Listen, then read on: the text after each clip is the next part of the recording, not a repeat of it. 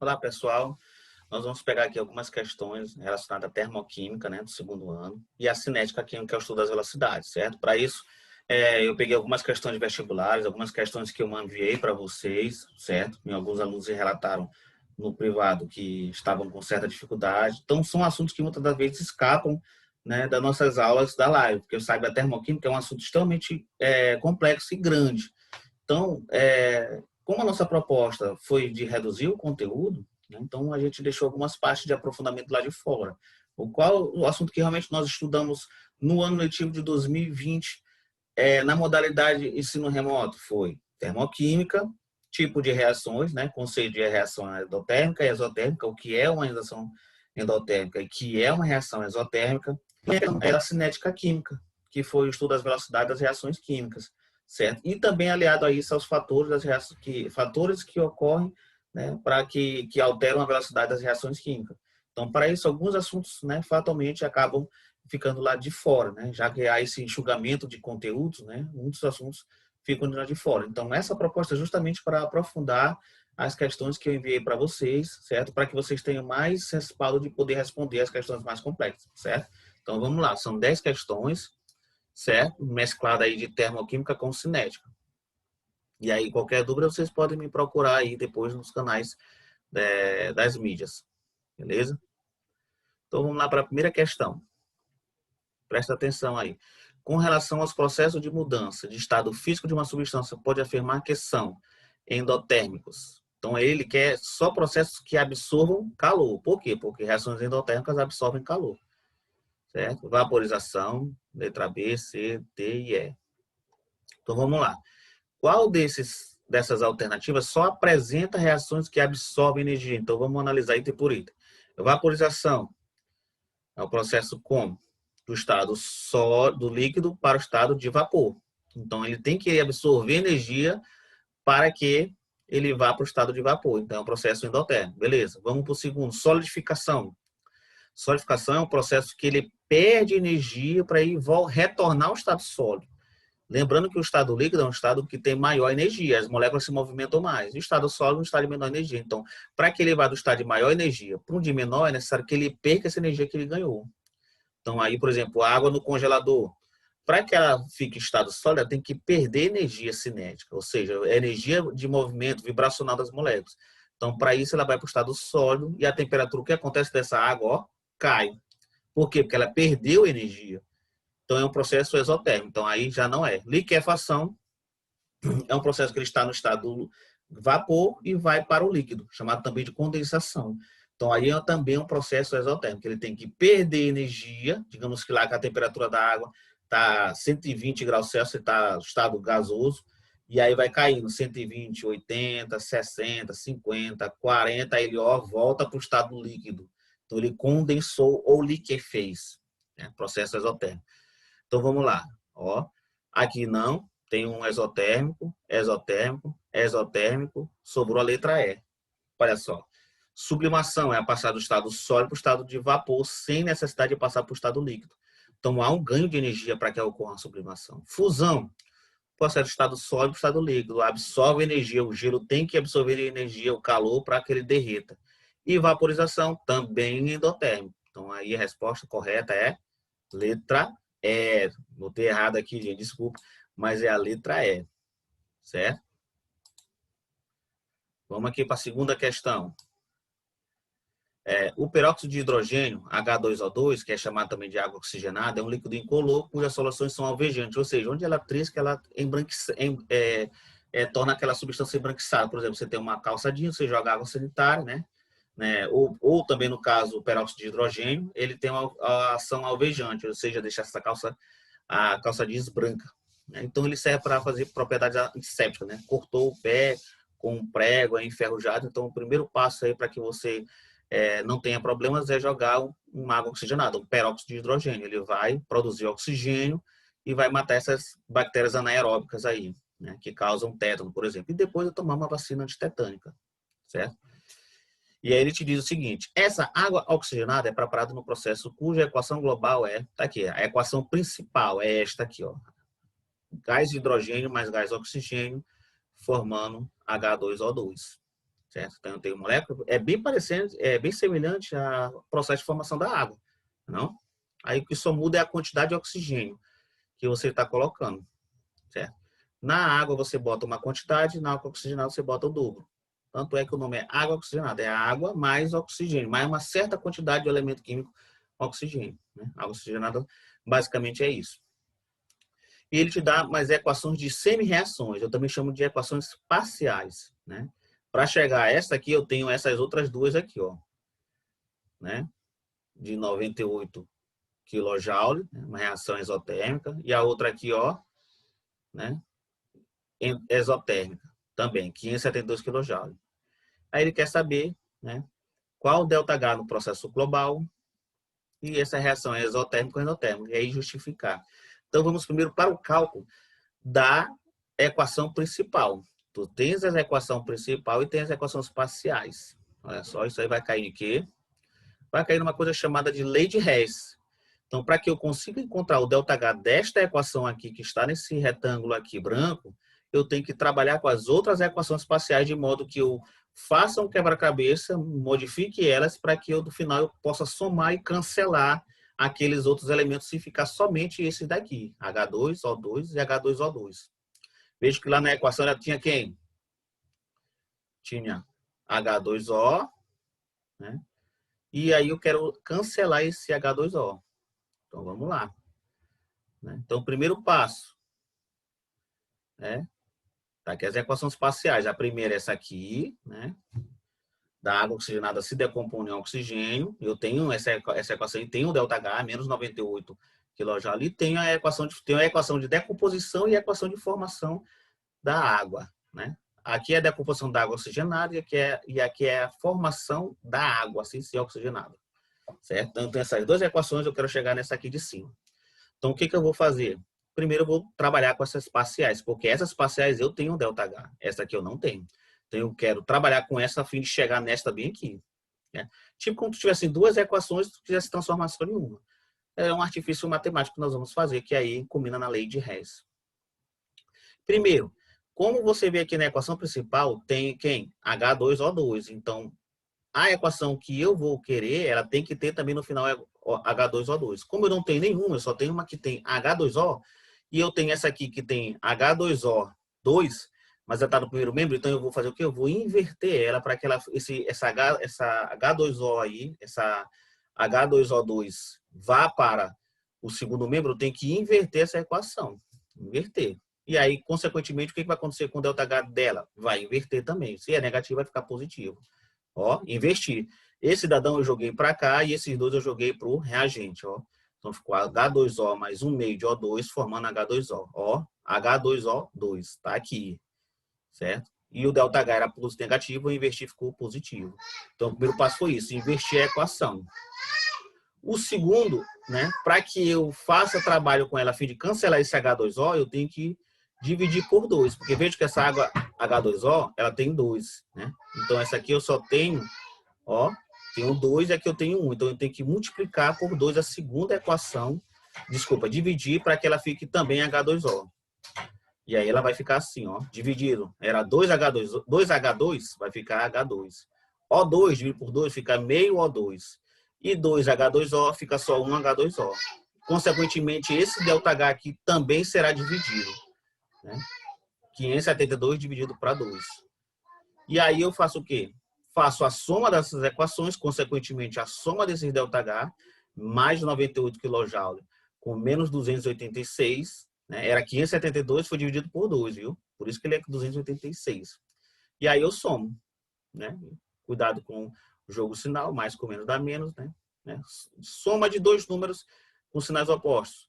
Conserva o sinal do maior, no caso é 286, e subtrai. Né? Subtrai 286 de 98, então dá 180 kJ. Então aí a resposta é a letra O. E aí a reação, não tem letra. A reação, né? Como ela tem um ΔH negativo, ela vai ser exotérmica, certo? Então aí encerrou, né? A energia da equação principal vai ser essa, né? Encontramos menos 188 kJ, né? Como o sinal é negativo, ela vai ser uma reação exotérmica. Vamos lá, para a terceira questão. Em uma determinada experiência, a reação de formação da água, né, está da seguinte forma. Ó.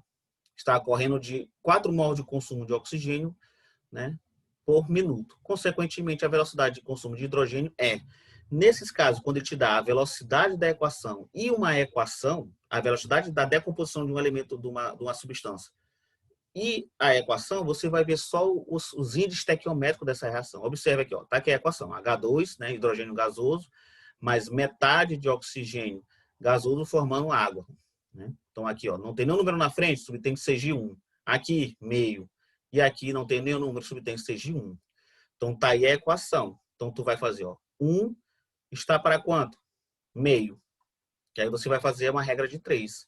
Se 1 mol por minuto, tu pode usar assim a velocidade, 1 mol por minuto, está decompondo numa velocidade de meio para esse, então 4 de oxigênio está para X de hidrogênio. Olha aí, ó. Tá aqui as alternativas. Né? Olha aí, ó. 1 mol, por que 1 mol? Olha aqui bem aqui a equação, olha a equação. Ó. Não tem nenhum número, tem que ser de 1. Então é 1 mol por minuto de hidrogênio, né, gasoso, H2, está para, olha aqui dele, meio mol de oxigênio por minuto. Então, X mol, ele te dá qual é a velocidade da composição do hidrogênio, sabendo que a do oxigênio é 4. Então, 4 está para X. E aí, produz o meio por extremos. 4 vezes 1, 4. X vezes meio, meio. Então, X, ó, 4 dividido para meio. Então, dá o quê? Divisão de fração. Conserva a primeira, inverte a segunda. Então, é 1 sobre 2, então vai ficar 2 sobre 1. Então, vai ficar 4 vezes 2, que dá 8 mol por minuto. Então, a resposta é a letra C. Vamos partir para a quarta. A velocidade de uma reação é igual, muitos alunos perguntaram sobre essa questão aí, é igual a 4 mols por minuto. Né? A 60 graus Celsius, uma velocidade é 4 mols por segundo. Considerando a regra de Van Hoff, então ele quer que tu trabalhe com a regra de Van Hoff, qual será a velocidade dessa reação a 40 graus Celsius? Então, a 60, ela é 0,40. Então, a 60, ele quer saber quanto, mantendo constantes as demais condições. Então, aí, ó, tá aqui as respostas. Então, a regra de Van Hoff estabelece o quê? Que a cada 10 graus que você aumenta numa reação, a velocidade dela duplica. Né? Mas essa regra é muito limitada, ela não é universal para todas as reações. Então, se for de 40, ele reduziu, ele não aumentou, ele reduziu para 60, observe, ele estava 60, reduziu para 40 graus Celsius. Então, ele quer saber qual é a velocidade.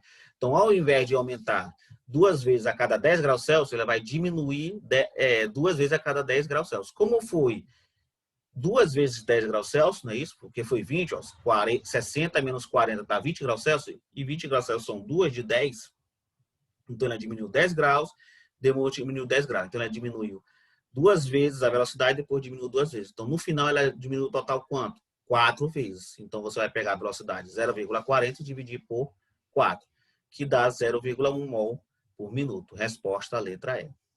Parte aqui para a quinta questão. 2 recipientes contêm A e B uma solução de sulfato de cobre, né? Uma solução azul, né? Que contém essa substância, nas mesmas condições de temperatura e pressão e concentração. Adiciona-se uma barra de ferro inteira, se ele disse barra de ferro inteira, né, de massa M, no recipiente A. E a mesma quantidade de limalha de ferro no recipiente B. Limalha, gente, é um pozinho.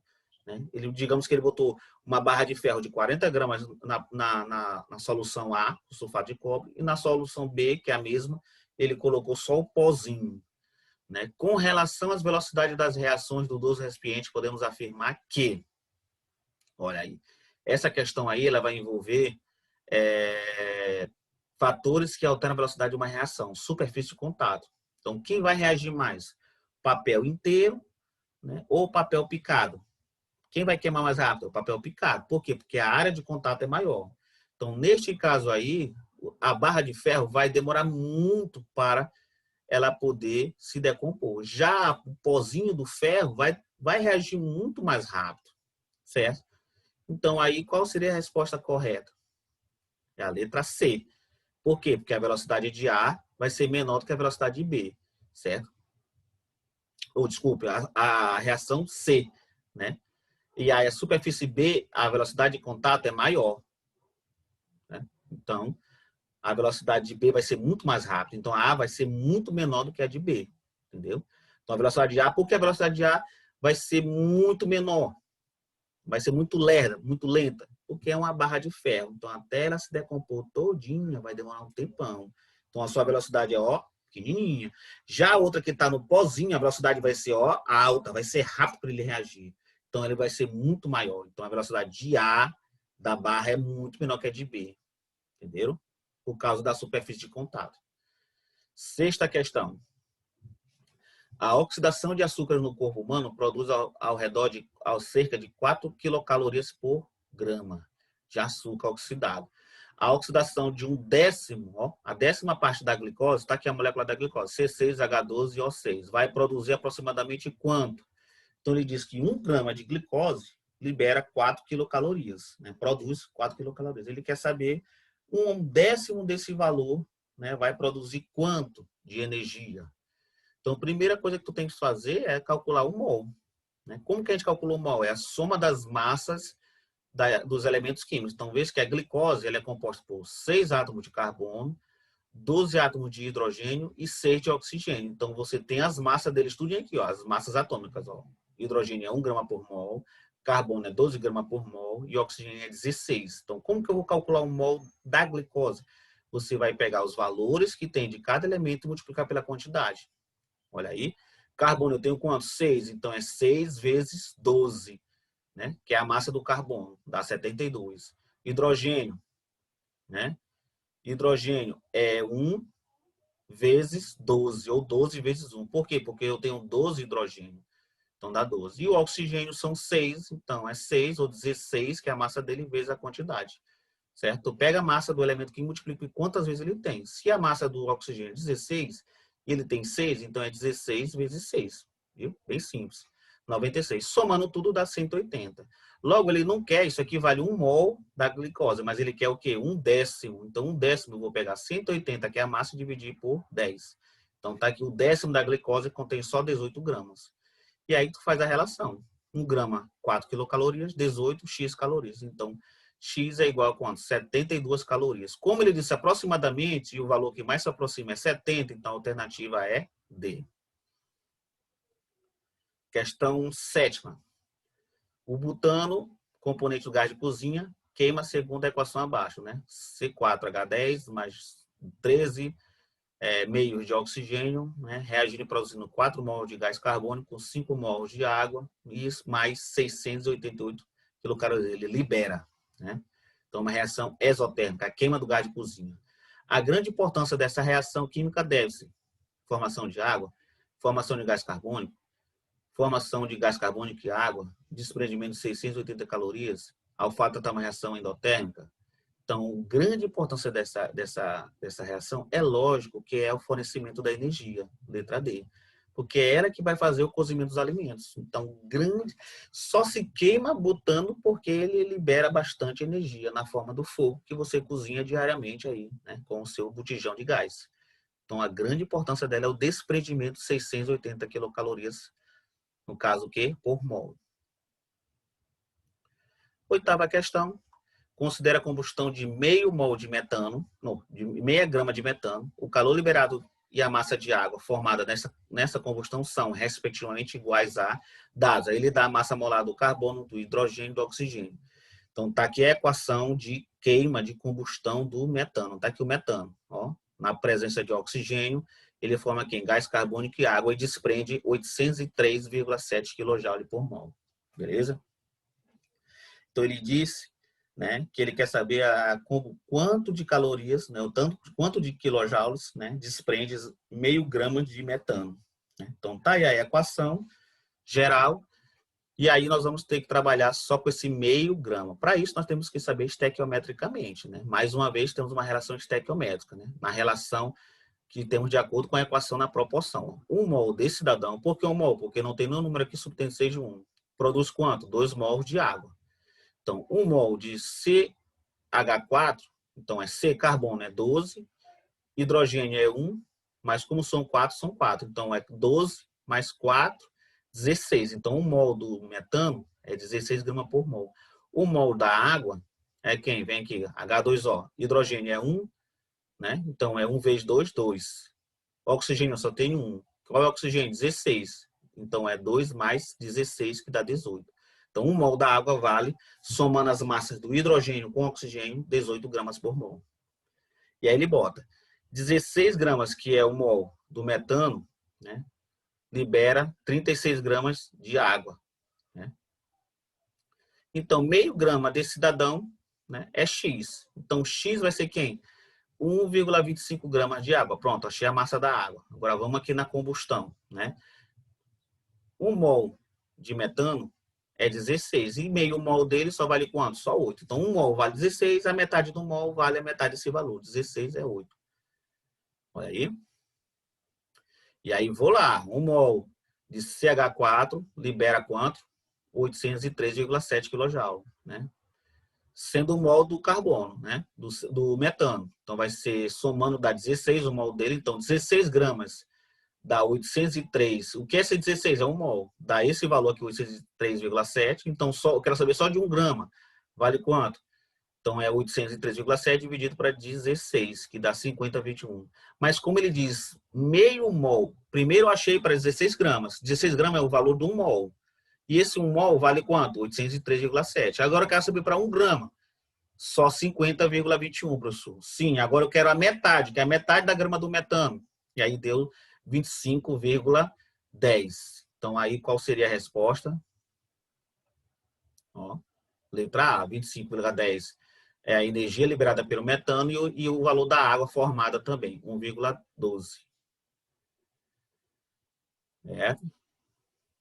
Questão 9. O calor liberado na combustão de 1 mol de metano é 212 quilocalorias. Quando 80 gramas de mol são queimados, a energia liberada é...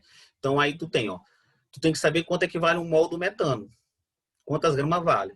Aí você tem que achar a relação de estequiometria. Você achou? Então, 1 mol são tantas gramas. Tantas gramas liberam quanto? 212. 80 libera X. Mais uma vez, uma regra de 3. Olha aí, ó. Tá aqui os dados, né? As alternativas. E tá aqui a equação. Né? Metano, CH4 mais 2 mol de água formando CO2 e H2O. É isso?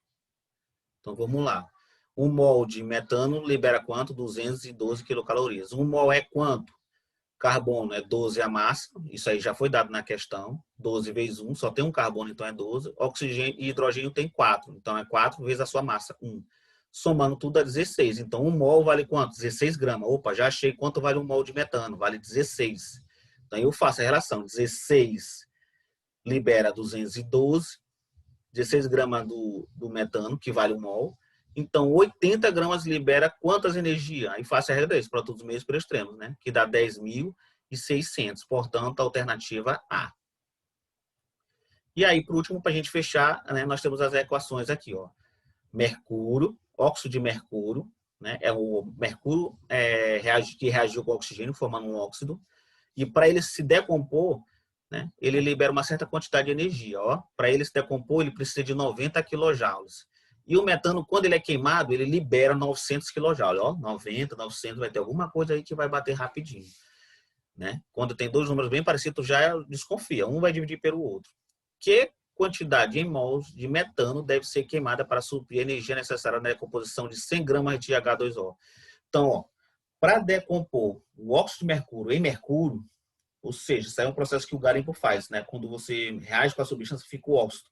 Para você obter só o mercúrio puro, você vai queimar esse mercúrio, ele vai absorver uma energia, vai liberar o oxigênio e vai ficar só o mercúrio puro, metal. Então, ele precisa de uma certa energia para ele se quebrar, se decompor. Em quem? Em mercúrio e oxigênio. Então, qual é o valor dessa energia? 90, certo?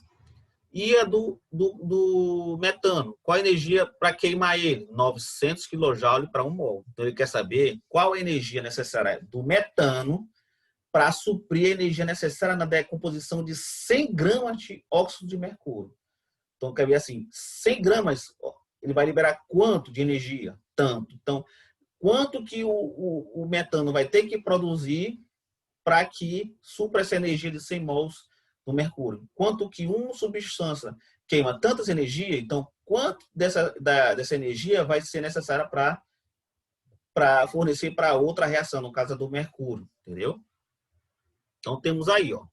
Primeiramente, vamos calcular a energia desprendida na decomposição. Então a gente sabe que para 1 mol, né? 1 mol dessa substância absorve 90. É isso? Então 100 vai ser 100 vezes 90, dá 9.000. Olha aqui na equação, para você não se perder. Aqui tem 1, subtende tem 1, não tem nenhum número, subtende tem 1. Então aqui, ó, para que ele reaja, ele precisa absorver 90, tá aqui mais, significa mais, significa que você está adicionando para ele essa energia. Então, para que 1 mol se decompõe, é necessário você absorver 90 kJ. Então, para 100 mols, ele quer 100 mols, ó. Então, para 100 mols, vai ser 100 vezes esse valor. 9.000 kJ. Então, ele precisa de 9.000 kJ para que ele se decomponha 100 mols do óxido de mercúrio. Já sei qual é a energia. Agora eu vou buscar quanto do metano que vai suprir essa energia do mercúrio. Então, 1 mol de metano, ele libera 900 kJ. Então, X mol de metano vai ter que liberar essa quantidade do mercúrio, 9.000. Então, faço a regra de 3, produtos meios pelos extremos, vai dar 100. Então, eu preciso de 100 mols de metano para que supra a energia de 100 mols de mercúrio. Bem simplesinha, você poderia fazer isso também só de cabeça, beleza? Então, essa aí é a nossa contribuição, né? Qualquer coisa, nós estamos aí nos canais. Valeu? Um abraço.